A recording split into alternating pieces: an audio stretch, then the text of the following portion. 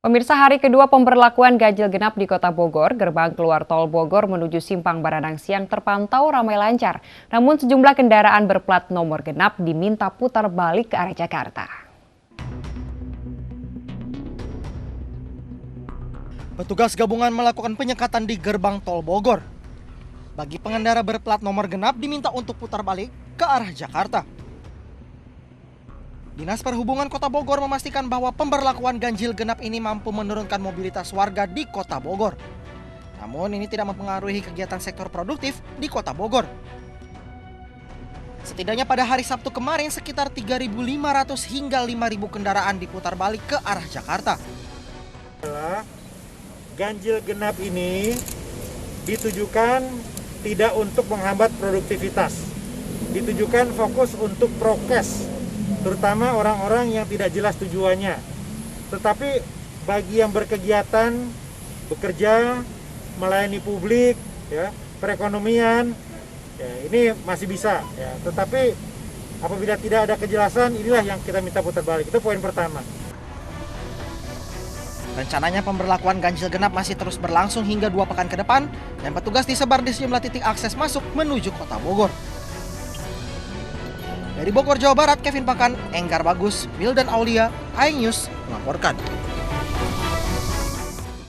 Pemirsa, alat tes COVID-19 hasil temuan Universitas Gadjah Mada Genos kini menjadi alternatif persyaratan perjalanan jarak jauh selain swab tes antigen. Ya, tes Genos sudah tersedia di Terminal Pulau Gebang dan sementara di Stasiun Pasar Senen selama 5 hari terakhir ini menjadi pilihan utama calon penumpang kereta jarak jauh.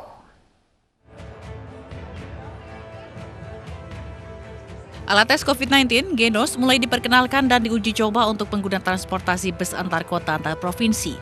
Minggu 7 Februari 2021, calon penumpang bus di Terminal Pulau Gebang bisa memilih tes Genos sebagai syarat perjalanan selain rapid test antigen.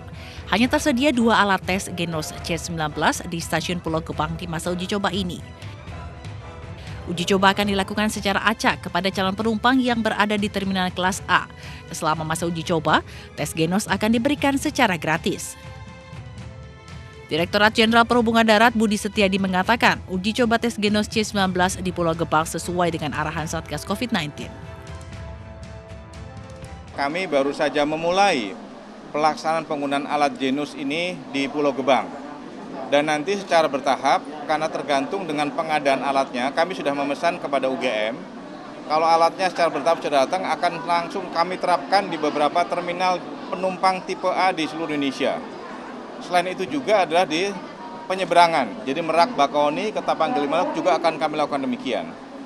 Dan karena disampaikan oleh Bu Adita tadi bahwa kita sifatnya random sampling, memang sifatnya kami menghimbau dan juga mengajak masyarakat yang mau melakukan perjalanan dengan menggunakan moda transportasi bus dan penyeberangan, itu akan kami ajak untuk melakukan screening dengan menggunakan Genos ini. Secara mekanisme atau proses penggunaan Genos di Terminal Pulau Gebang sama seperti yang dilakukan di Stasiun Pasar Senen. Penumpang disarankan untuk tidak makan dan minum yang menyengat selama 1 jam sebelum tes kecuali air putih. Di hari kelima penyelenggaraan tes Genos C19, penumpang di Stasiun Pasar Senen, Jakarta masih diminati calon penumpang. Hingga Minggu siang, sudah lebih dari 300 calon penumpang yang melakukan tes Genos. Antusiasme masyarakat lebih tinggi dibanding mereka yang memilih rapid test antigen sebagai syarat perjalanan kereta api jarak jauh. Karena antusiasme yang tinggi, Stasiun Pasar Senen kini menyediakan 10 alat tes Genos. Sejumlah calon penumpang lebih memilih tes Genos karena dinilai lebih murah dan lebih praktis. Nantinya, dalam kurun waktu 3 hingga 5 menit akan diketahui hasil dari Genos C19 ini apakah positif atau negatif. Tim Liputan iNews melaporkan. Sementara itu pemirsa, kekhawatiran lansia tidak bisa mendapatkan vaksin COVID-19 akhirnya terjawab. Badan POM telah mengeluarkan izin kelompok lansia agar bisa masuk daftar penerima vaksin COVID-19 CoronaVac produksi Sinovac. Badan Pengawas Obat dan Makanan sore tadi mengumumkan vaksin COVID-19 CoronaVac dari Sinovac bisa digunakan pada kelompok lansia. Hal itu berdasarkan pada uji klinis vaksin CoronaVac fase 3 di Brazil dan sebelumnya fase 1 dan 2 di Cina yang menyatakan tidak ada efek samping serius CoronaVac terhadap kelompok lansia. Pertimbangan lainnya adalah tingginya angka kematian akibat COVID-19 pada kelompok lansia yang mencapai 47,3%. Memang selama ini penggunaan vaksin CoronaVac hanya dibolehkan untuk kelompok usia dewasa dari 18 hingga 59 tahun. Ya.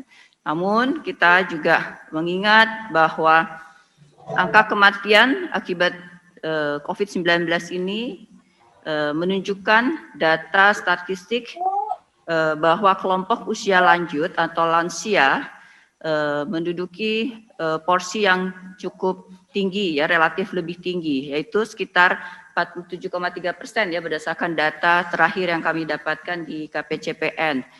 Nah, menjadi keharusan tentunya bagi pemerintah untuk menetapkan pemberian penggunaan vaksin yang tersedia, yaitu saat ini adalah CoronaVac, menjadi prioritas untuk juga diberikan pada kelompok lansia.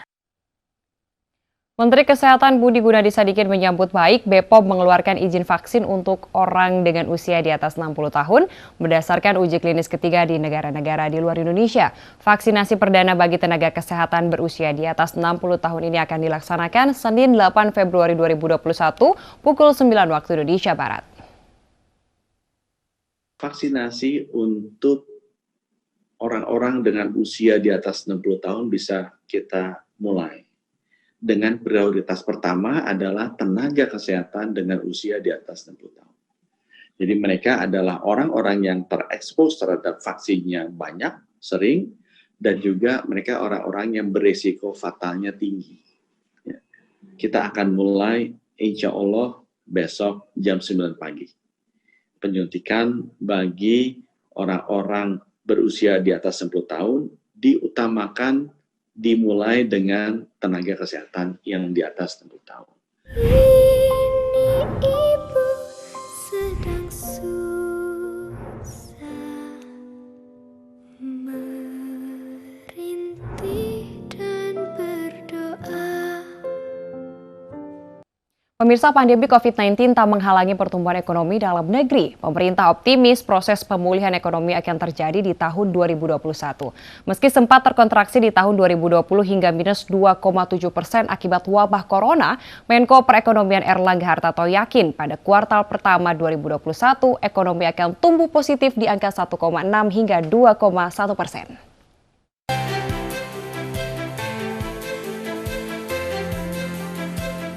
Pemerintah Indonesia optimis pertumbuhan ekonomi akan tumbuh positif, seiring dengan membaiknya pertumbuhan ekonomi di tahun 2021. Menko Perekonomian Erlangga Hartarto yakin sejumlah indikator ekonomi mulai menunjukkan perkiraan positif di awal tahun 2021. Pertumbuhan ekonomi tahun ini akan ditunjang dari sejumlah indikator, mulai dari indeks manufaktur hingga neraca perdagangan yang tetap surplus. Selain itu, investasi tahun ini juga diperkirakan akan membaik, seiring dengan rampungnya rancangan peraturan pemerintah Undang-Undang Cipta Kerja. Pertumbuhan positif di kuartal pertama, range-nya kita perkirakan 1,6 sampai dengan 2%, 2,1. Nah, ini memang PR pemerintah itu adalah mendorong sektor konsumsi rumah tangga itu bisa tumbuh 1,3% sampai 1,8%. Selain itu, pemerintah juga akan menggenjot aktivitas ekonomi dengan berbagai program perlindungan sosial demi menopang konsumsi rumah tangga masyarakat bawah. Proses vaksinasi juga diharapkan rampung sesuai jadwal, sehingga kepercayaan konsumsi masyarakat menengah atas dapat pulih dan membantu perekonomian nasional. Tim Liputan iNews melaporkan. Sirkuit MotoGP Termas de Rio Hondo di Argentina hangus terbakar. Selengkapnya sesaat lagi, tetaplah bersama kami di iNews Malam.